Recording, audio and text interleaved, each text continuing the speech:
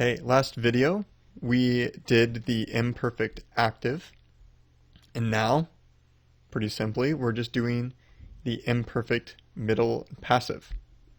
So, we have some new vocab words there. So here are the endings of the middle passive. I'm saying middle passive together because they have the same endings. They're both the same.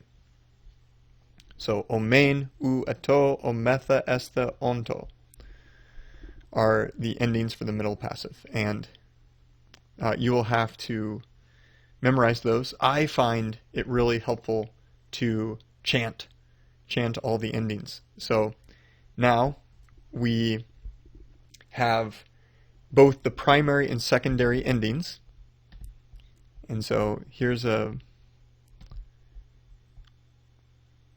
from Bill Mounds. Here's his chart. So these are all of the endings in Greek verbs. So now, if you learn all these endings, you now know all of the endings in Biblical Greek, which is kind of cool. They're just modified a little bit here and there, and you have to know when to apply them. So if you remember, secondary tenses are those past tenses, and the primary are the non-past ones, the present, the future, and the perfect. So here, let me zoom out so we can see all of them.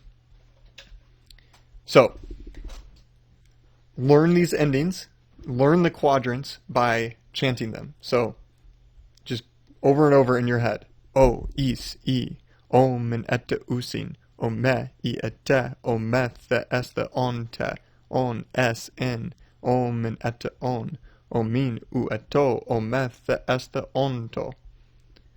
Just kind of got cut out there. But there you go. That chant, just chant it over and over until you can do that by heart, and that will help you tons as you go through, because those are all the endings that you need to know for Greek. So get these endings down now that you have them. So those are the middle passive forms, and often when we translate these, we add being when we translate it. So you can see here, I was being loosened, and that gets the past progressive. You were being loosened. That makes the action being done to the subject and still progressive.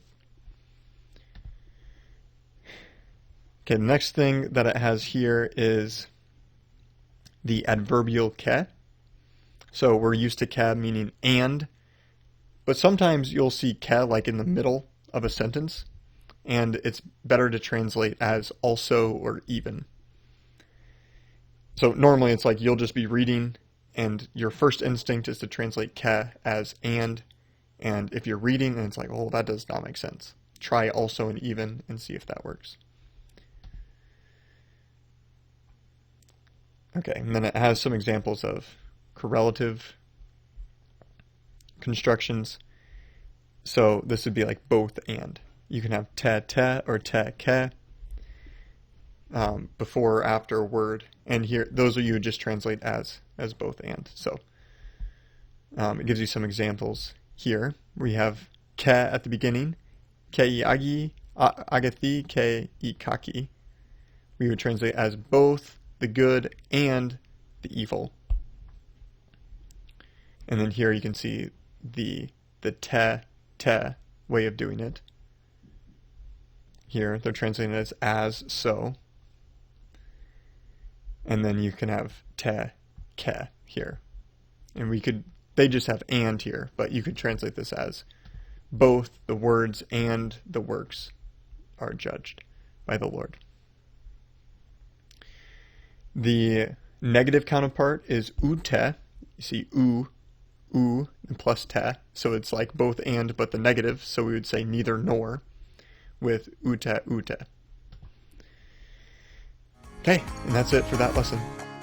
We hope you enjoyed this episode of the Bible Toolbox. All of the resources mentioned in this episode are posted on our website, thebibletoolbox.com. There you can also find out more information on how to give and support us, and we have loved all of the encouragement and feedback we've received from you, so thanks so much.